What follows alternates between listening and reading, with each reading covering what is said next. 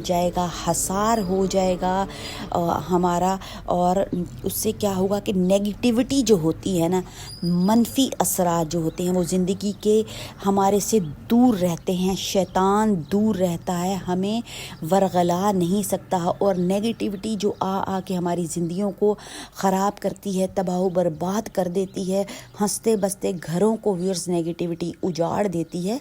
तो उसके हसार के लिए आपने इस दुआ का एहतमाम करना है और अपने सब घर वालों को कहना है और बच्चों को भी इस दुआ का एहतमाम सिखाएं और जनाब याद करवा दें। तो इससे बेहतर तो कोई बात हो ही नहीं सकती। बहुत ही आसान सी दुआ है।